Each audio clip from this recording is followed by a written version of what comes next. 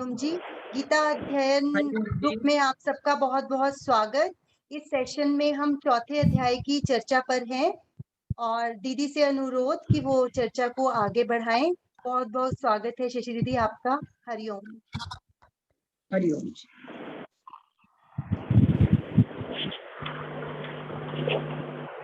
सभी गीता प्रणाम।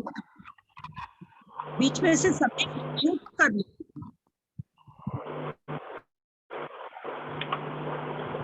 डिस्टर्बेंस है आशु जी।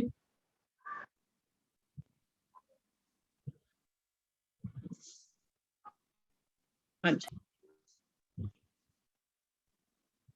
गुरुर्ब्रह्मा गुरुर्विष्णु गुरुर्देवो महेश्वरः गुरुर्साक्षात् परब्रह्म तस्मै श्री गुरुवे नमः। तस्मै श्री गुरुवे नमः। हरिओम जी। ओम श्री परमात्मने नमः। आज हम गीता के चौथे अध्याय का 32वां श्लोक डिस्कस करेंगे। ये श्लोक है, एवं बहुविधा यज्ञा एवं बहुविधा यज्ञा वितता ब्रह्मणो मुखे वितता ब्रह्मणो मुखे। दीदी प्लीज कौन सा श्लोक है ये? 32वां श्लोक है ये चौथे अध्याय। हाँ जी ठीक है दीदी। हाँ जी।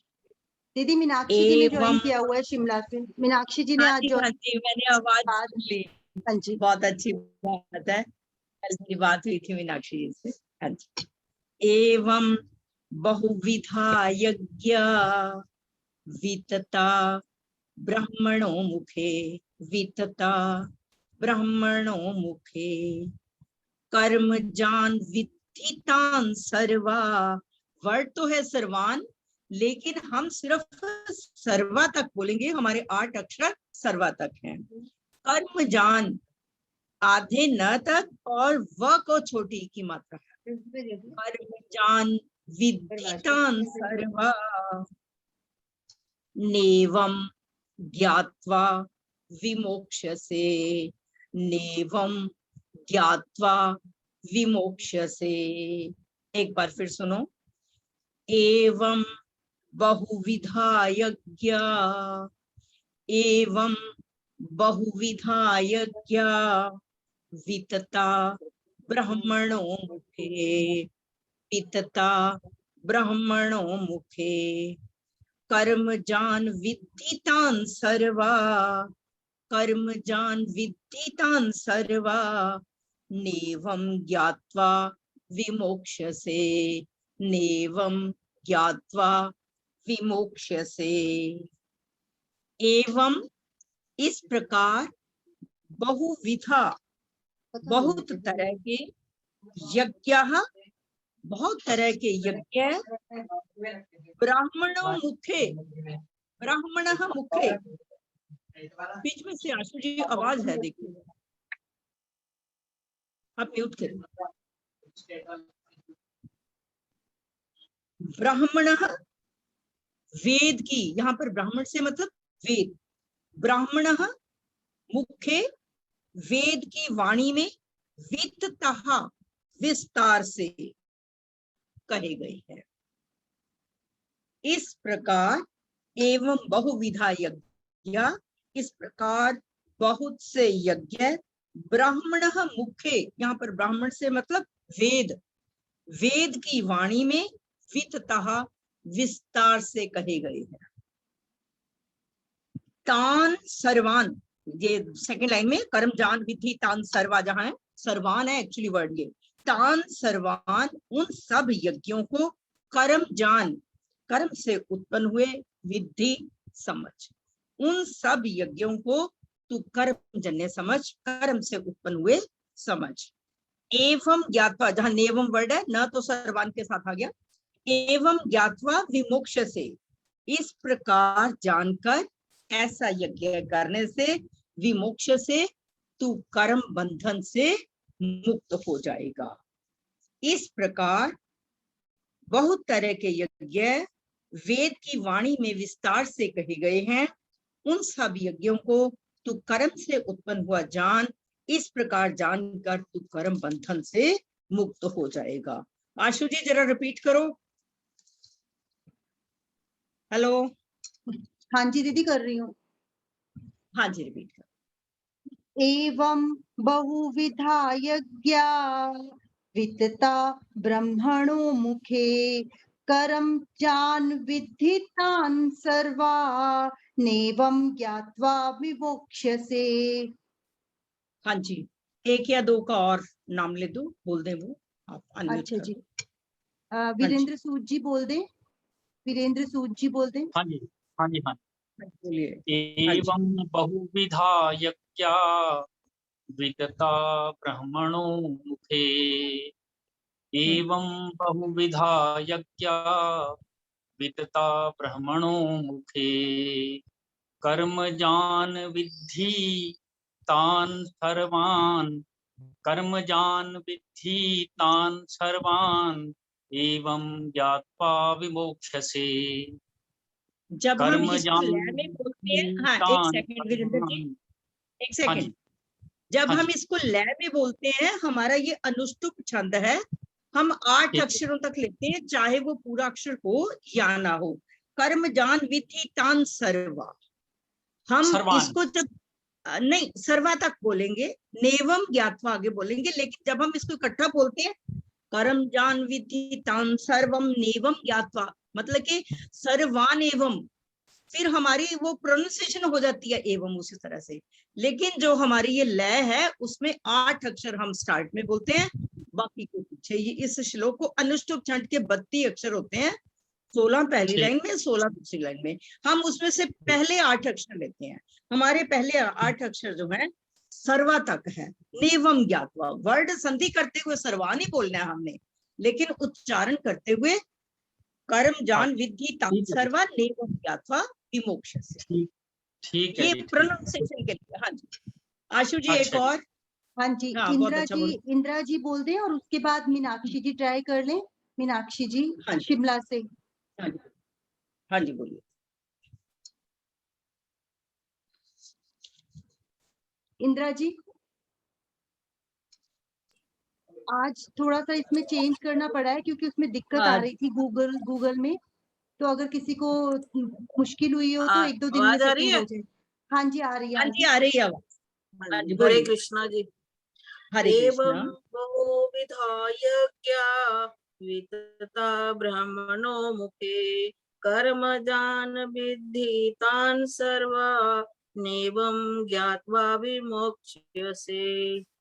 बिल्कुल ठीक। हाँ जी मीनाक्षी जी। हरिओम जी। हरिओम जी। हरिओम जी।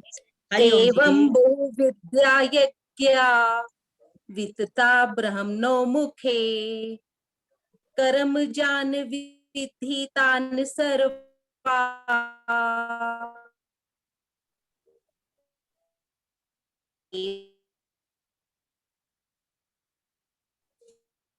हाँ इसके बीच बहुविधा किताब के अध्याय में 24वें श्लोक से लेके 30वें श्लोक तक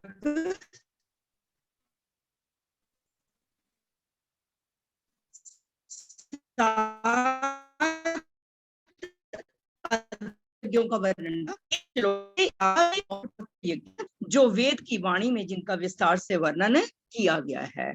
हर व्यक्ति की साधकों की प्रकृति के अनुसार उनकी निष्ठाएं अलग अलग होती हैं। कोई व्यक्ति कुछ चाहता है, कोई कुछ चाहता है, ये उसके मुताबिक है। वेदों में जहां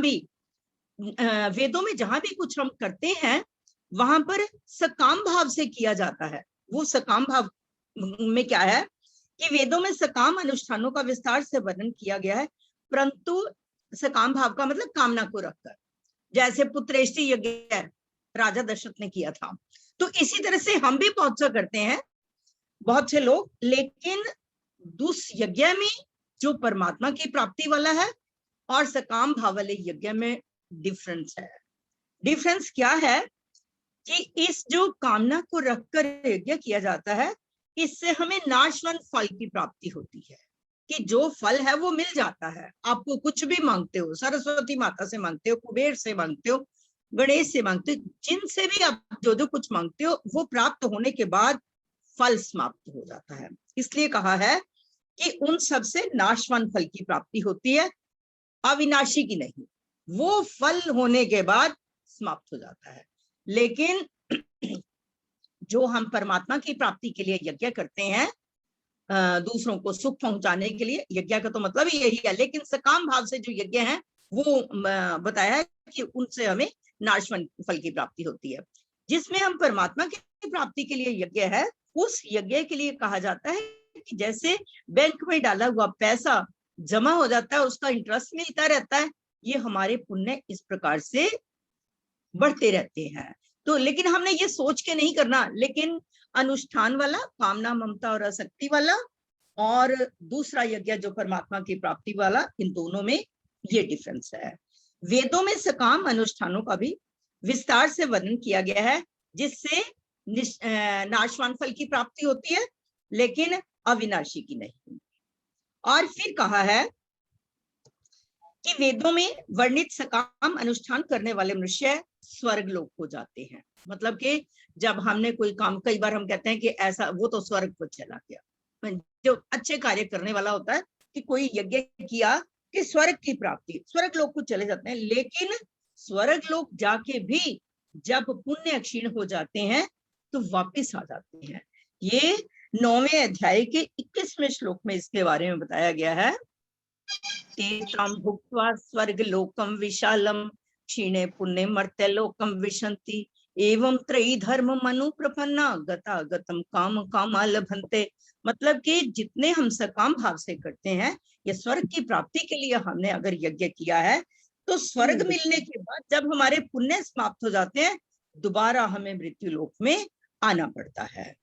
उसके बाद कहा है, लेकिन यहाँ पर इन यज्ञों के बारे में, सकाम भाव से जो किए जाने वाले, ये उनका वर्णन नहीं है। यहाँ पर यज्ञ किया है कि जो निष्काम भाव से, कामना ममता आसक्ति से रहित, अहंकार से रहित होकर और कर्तापन के भाव से रहित होकर जो यज्ञ किया जाता है, उस यज्ञ के लिए कहा गया है यान्ति ब्रह्म सनातनम। हमने पिछला श्लोक अभी किया है, यज्ञ शिष्टामृत भुजो यान्ति ब्रह्म सनातनम, कि जो यज्ञ से बचे हुए अमृत का अनुभव करने वाले हैं, वो उस सनातन पर ब्रह्म परमात्मा को प्राप्त होते हैं। मतलब कि हमारा यज्ञ कोशिश ये होनी चाहिए जो हमारे कर्म के मुताबिक है। अगर हमारे कर्म में है तो हमें केवल पुरुषार्थ करने की जरूरत है, मिल तो वो जाना ही है। लेकिन जब हम कामना को रख के करते हैं तो वो फल देने के पश्चात समाप्त हो जाता है। सो हमारा यही एक हमारा भाव होना चाहिए कि कुछ भी कर्म करें, निष्काम भाव से करें। ये तो सिर्फ जब कोई चीज प्राप्त नहीं होती तब हम कहते हैं कि हाँ, मेरी ये चीज पूरी हो जाएगी तो मैं ये करूंगा, मेरी ये चीज पूरी हो जाएगी तो मैं ये करूंगा। लेकिन अगर हमारे भाग्य में है तो वही वातावरण बन जाना है, वैसा सा ही हमारी बुद्धि में आ जाना है और हमें वो मिल भी जाएगा। लेकिन अगर हमारे भाग्य में नहीं है, लाख कोशिश कर लें, कितना मर्जी पुरुषार्थ कर लें, भाग्य के बिना नहीं वस्तु मिलती। लेकिन पुरुषार्थ करने की जरूर हमें आवश्यकता है। सो हमारी कोशिश होनी चाहिए कि हम निष्काम भाव से दूसरों के सुख के लिए हम करें, जो यज्ञ कहलाता है। और ये इस प्रकार किए गए हमारे कर्म जो है वो अकर्म बन जाते हैं। वेदों में केवल स्वर्ग प्राप्ति के साधन रूप सकाम अनुष्ठानों का ही वर्णन हो, ऐसी बात नहीं है कि उनमें परमात्मा प्राप्ति के साधन रूप श्रवण, मनन, निधिध्यासन, प्राणायाम, समाधि आदि अनुष्ठानों का भी वर्णन किया गया है। जो हम ये प्राणायाम करते हैं या हम ध्यान में बैठते हैं, इससे भी हमारी परमात्मा प्राप्ति होती है, शांति मिलती है, विशेष प्रकार की हम आनंदित होते हैं, एक ऊर्जा हमारे अंदर उत्पन्न होती है। और आगे कहा है कि शरीर से जो क्रियाएं होती हैं और वाणी से जो कहा जाता है और मन से जो संकल्प होते हैं, वो सभी कर्म कहलाते हैं। ये 3 चीजें कही हैं कि शरीर से होने वाली क्रियाएं, वाणी से कुछ कहा जाने वाला कथन, और तीसरा वर्ड है मन से जो संकल्प है वो कर्म ही कहलाते हैं। 18वें अध्याय में लाइन है ये, शरीर वांग मनोवीर्य कर्म प्रारब्धे नरम, कि शरीर मन और वाणी से होने वाले सभी जो हैं ये कर्म कहलाते हैं। फिर कहा है कि अर्जुन अपना कल्याण तो चाहते हैं, परंतु युद्ध करने से युद्ध में लोगों का नाश हो जाएगा। ये तो है नहीं दिमाग में, आत्मा तो मरती नहीं है कि ये तो सिर्फ शरीर ही मरने हैं। लेकिन अर्जुन ये कहते हैं कि जिनकी मैं गोद में खेला, जो मेरे पूजनीय है, वो सब खत्म हो जाएंगे। तो ये सोचकर वो युद्ध नहीं करना चाहते, लेकिन भगवान अर्जुन के प्रति ऐसा भाव प्रकट कर रहे हैं कि तू क्षत्रिय है, युद्ध करना तेरा धर्म है, इसलिए तुझे युद्ध करना होगा और युद्ध करने से ही तेरा कल्याण होगा। कि जिनको तू कहता है ये मर जाएंगे, वो तो मेरे द्वारा तो पहले से ही मरे हुए हैं, तेरे को तो सिर्फ एक निमित्त बनाना है मैंने।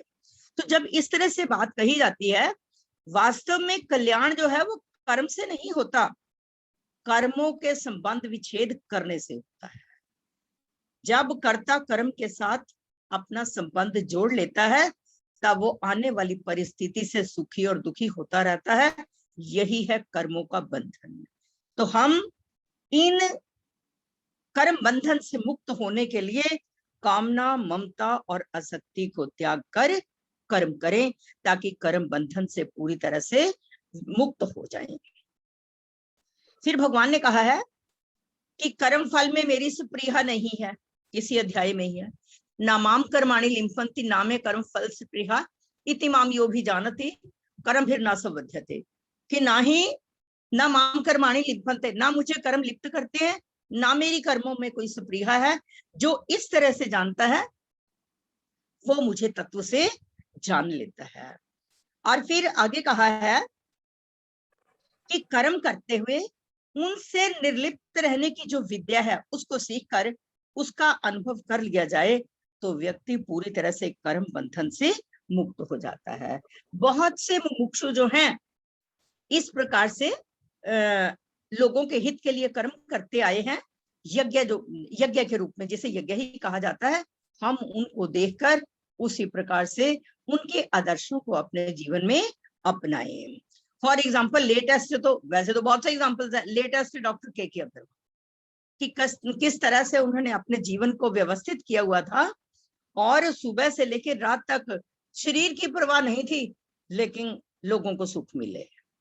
ये तो पीछे से था कि उनके श्वास ही इतने थे, एक कोरोना का तो बहाना बन गया, लेकिन कुछ भी है, जितना उन्होंने अपने जीवन में सैक्रिफाइस किया हर कोई नहीं कर सकता, हर एक के बस की बात नहीं है।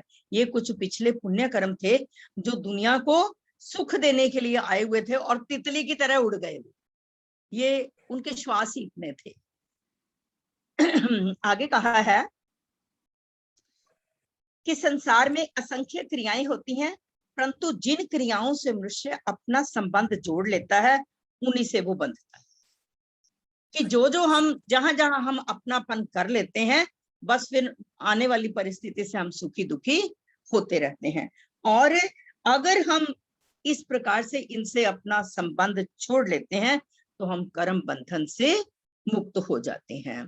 इस चैप्टर में से किसी ने कुछ पूछना है तो बोलो। एक वर्ड मैं बीच में से भूल गई कि इसके बीच में चौथे अध्याय का शायद था हमारे पास, बताती हूँ। हाँ, तीसरे अध्याय का 14वें और 15वें उसमें श्लोक में दिया हुआ है, अनाद मतलब कि ये कहाँ से उत्पन्न हुए। अनाद भवन्ति भूतानि पर्जन्यादन संभवः, यज्ञात् भवति पर्जन्यो यज्ञः कर्म समुद्भवः, कर्म ब्रह्मोद्भवं विद्धि ब्रह्माक्षर समुद्भवं तस्मात् सर्वगतं ब्रह्म नित्यम यज्ञ प्रतिष्ठितम। संपूर्ण प्राणी अन्न से उत्पन्न होते हैं, अन्न वर्षा से होता है और वर्षा यज्ञ से होती है, और यज्ञ शास्त्र के मुताबिक किए गए कर्मों से होते हैं। यज्ञ विहित कर्मों से उत्पन्न होने वाला है। इस कर्म समुदाय को तो वेद से उत्पन्न और वेद को अविनाशी परमात्मा से उत्पन्न हुआ समझे। कि वेद जो है वो भी परमात्मा से, पर ब्रह्म परमात्मा से उत्पन्न हुए हैं।